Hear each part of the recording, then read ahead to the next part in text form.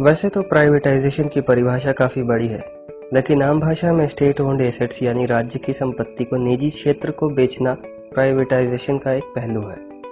1991 में इंडिया ने अपने इकोनॉमी में कुछ मेजर रिफॉर्म्स किए, जिसे एलपीजी रिफॉर्म्स के नाम से जाना जाता है। एलपीजी यानी लिबरलाइजेशन, प्राइवेटाइजेशन एंड ग्लोबलाइजेशन। जब प्राइवेटाइजेशन की बात होती है तो हमें ये जानना ज़रूरी होता है कि प्राइवेटाइजेशन किन तरीकों से हो सकता है। तो मैं आपको बता दूं कि कोई भी गवर्नमेंट कंपनी बेसिकली दो तरीके से प्राइवेटाइज्ड होती है, या तो ट्रांसफ़र ऑफ ओनरशिप हो या डिसइन्वेस्टमेंट हो। ट्रांसफ़र ऑफ ओनरशिप के केस में गवर्नमेंट अपनी ओनरशिप और मैनेजमेंट की कंट्रोल किसी प्राइवेट प्लेयर्स के ऊपर शिफ्ट कर देती है। वहीं दूसरी ओर डिसइन्वेस्टमेंट में गवर्नमेंट कंपनी का कुछ हिस्सा यानी equity of PSUs private sectors को सेल कर दिया जाता है। जैसा कि नाम से पता चलता है, प्राइवेट, इसका अर्थ भी मिलता जुलता ही है, जिसमें कोई भी फर्म प्राइवेट एंटिटी यानी निजी व्यक्ति द्वारा ही ऑपरेट किया जाता है। प्राइवेट फर्म्स प्रॉफिट मोटिव यानी लाभ की मंशा से काम करते हैं, ना कि लोगों के हित के लिए, जैसा कि स्टेट ओन्ड कंपनी में होता है। जैसा कि मैंने पहले भी कहा कि निजी फर्म्स सिर्फ लाभ की मंशा से काम करते हैं। इसका मतलब यह भी है कि वह बाहरी नुकसान जैसे कि पॉल्यूशन, जो कि अपने आप में एक बहुत ही संवेदनशील क्षेत्र है, उसकी चिंता किए बिना ही काम करते हैं। वहीं सरकारी फर्म्स इन सब को ध्यान में रखते हुए और लोगों के हित के लिए काम करती है। सबसे बड़ी चिंता का विषय हमारे देश में अनबैलेंस डिस्ट्रीब्यूशन ऑफ इनकम है, और इस कारण 2/3 भारतीय केवल 170 रुपए प्रतिदिन या उससे कम ही कमा पाते हैं। और ऐसे में निजीकरण होने के बाद फर्म्स के प्रॉफिट मोटिव होने पर सभी सर्विसेज की प्राइसेस ज़्यादा होंगी, और सबसे बुरा असर इनका हमारे देश के लगभग 80 करोड़ गरीब जनता पर होगा। और इनका सीधा साधा असर government hospital, railways, supplied water, groceries और नेसेसिटीज़ के पीडीएस जैसे सेक्टर पर होगा, जहां अभी कुछ मामूली रकम देकर या बिना किसी रकम के आप मुफ्त में अच्छे अस्पताल का, पानी का, ग्रोसरी का या रेलवे सुविधा का लाभ उठा पा रहे हैं, वहीं प्राइवेटाइजेशन के कारण आपको मोटी रकम देनी पड़ सकती है।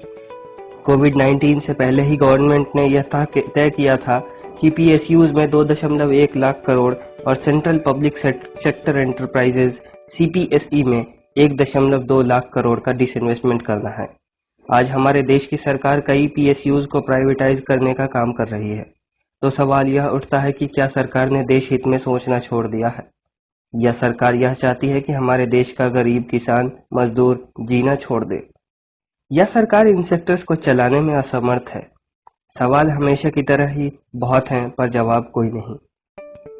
अब कुछ लोग जॉब क्रिएशन की बातें करेंगे, तो मैं आपको तेजस का ही उदाहरण देते हुए बताना चाहूंगा कि ऑनबोर्ड एंटरटेनमेंट स्टाफ को 18 घंटे की ड्यूटी सिर्फ 15,000 रुपए की मासिक वेतन पर करनी पड़ती है। इतना ही नहीं, लेडी स्टाफ के मेकओवर सही ना होने पे उन्हें फटकार भी लगाई जाती है। अफसोस की बात तो यह है कि इनकी जॉब सिक्योरिटी भी नहीं होती। भारत के मेट्रोमैन ई श्रीधरन ने आउटलुक को दिए एक इंटरव्यू में रेलवे प्राइवेटाइजेशन को सरकार का फुलिश आइडिया बताते हुए कहा कि इसका अंत फेलर पर तय है। साल 1990 में यूके गवर्नमेंट ने रेलवे को प्राइवेटाइज किया था, और आज 3 दशक होने के बाद एक डेवलप्ड कंट्री के लोग रेलवे को नेशनलाइज करने की डिमांड कर रहे हैं। सरकार का यह मानना है कि प्राइवेटाइजेशन से पैसेंजर्स को वर्ल्ड क्लास सर्विसेज की बेनिफिट मिल पाएगी। इस स्टेटमेंट से सरकार ने अपने ऊपर कई सवाल खड़े किए हैं, जैसे कि क्या सरकार यह फैसिलिटी देने में असमर्थ है। इसी के साथ गवर्नमेंट ने अपनी कॉम्पिटेंसी के ऊपर भी सवाल खड़े किए हैं। 1 जुलाई, जब सारा शहर कोविड-19 के मार से उभरने की कोशिश कर रहा था, वहीं केंद्रीय सरकार 151 जो कि 5% आधुनिक ट्रेन है, उन्हें 109 ओरिजिन डेस्टिनेशन मार्ग पर चलाने के लिए निजी भाग लेने वाले व्यक्ति को आमंत्रित किया, और इस प्राइवेटाइजेशन के तहत केवल रेलवे गार्ड और driver he on board railway employees रह जाएंगे। जैसा कि कॉन्ट्रैक्ट है, उस हिसाब से प्राइवेट कंपनी किराया तय करने के लिए पूर्ण रूप से आत्मनिर्भर है, और इस कारण नॉर्मल किराया भी बढ़ जाएगा। प्राइवेट प्लेन की ही तरह एक्स्ट्रा चार्जेस भी लगेंगे, जैसे कि preferred seats, extra luggages, on board service charges भी बढ़ा दी जाएंगी। और इस कारण आज के दौर की सबसे सस्ती और आसान कम्युनिकेशन मीन्स भी कई लोगों के लिए अनअफोर्डेबल साबित हो सकती हैं। आइए मैं आपको एक जीता जागता उदाहरण देता हूँ।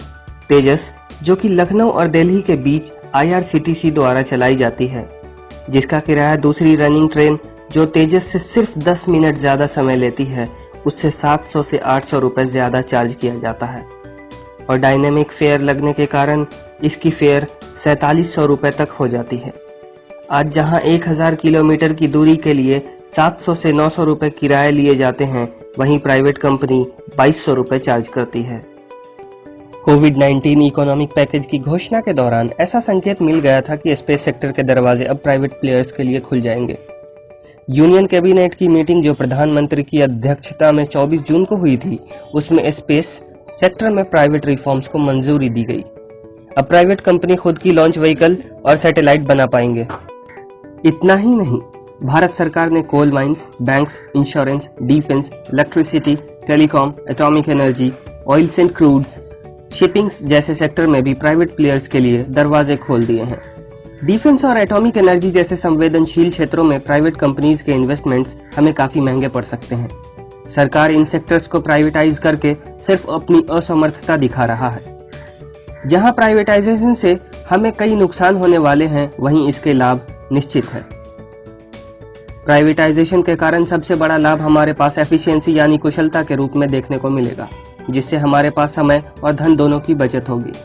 प्राइवेट ओनर्स होने के कारण नौकरी की बहाली में पॉलिटिकल इंटरफेरेंस के अवसर भी कम हो पाएंगे और इसके साथ एफिशिएंट वर्कर नौकरी पाकर बेहतर काम कर पाएंगे। हमें यह हमेशा ही देखने को मिलता है कि जब इलेक्शन का समय होता है, तभी हमारे पॉलिटिशियंस किसी सड़क या निर्माण कार्य करने के आदेश देते हैं, वरना पूरे कार्यकाल ही ऐसे कार्य से प्रॉपर डिस्टेंसिंग का पालन करते हैं। जबकि प्राइवेट कंपनी हमेशा ही कुछ बेहतर करने की कोशिश करते हैं। प्राइवेटाइजेशन से होने वाले इम्पैक्ट को मैंने छोटे शब्दों में खत्म करने की कोशिश की। उम्मीद करता हूँ कि आपको यह वीडियो पसंद आया होगा। अंत में एक छोटी सी लाइन बोलना चाहूंगा, if you can't speak for your rights and nations, you are no man at all.